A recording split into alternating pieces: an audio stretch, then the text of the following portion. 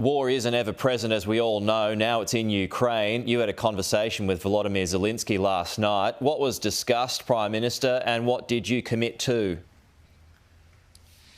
Well, President Zelensky and I have had now a number of discussions, including face-to-face when I visited Kyiv. Firstly, I expressed our condolences on behalf of the Australian people for the loss of innocent people who've been victims to the appalling targeting of civilians in Kyiv and other cities around Ukraine over the last 48 hours. President Zelensky put forward a range of requests that we'll consider. We are, of course, the largest non-NATO contributor to support the defence of Ukraine.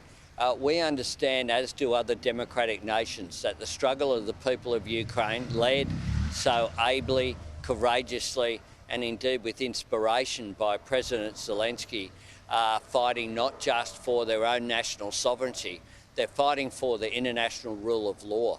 They're fighting for United Nations processes. They're fighting for the rights of every country to regard its borders as sovereign. They're fighting for human rights and for decency.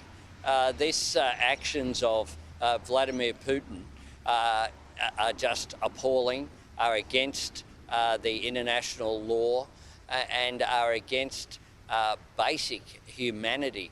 This targeting of civilians is again a reminder of the extent to which Vladimir Putin is prepared to go. Australia stands with the people of Ukraine, and we will be giving further support, and we'll give consideration to the requests and make an announcement at an appropriate time. OK, well, one of those options being considered is military personnel. Will you send military personnel to train troops outside Ukraine? We'll give consideration to that. We're in discussions with the Department of Defence, and I've spoken, of course, to Richard Marles, the Defence Minister. We had a National Security Committee meeting yesterday, and we will, after I've had the personal discussion with President Zelensky, we'll always do whatever we can to provide support to the people of Ukraine. And I'm pleased that this has been a bipartisan commitment that we have made. A sombre morning on a few different fronts. Anthony Albanese, the Prime Minister, thank you so much for sharing some of your time with us. We'll talk to you again soon.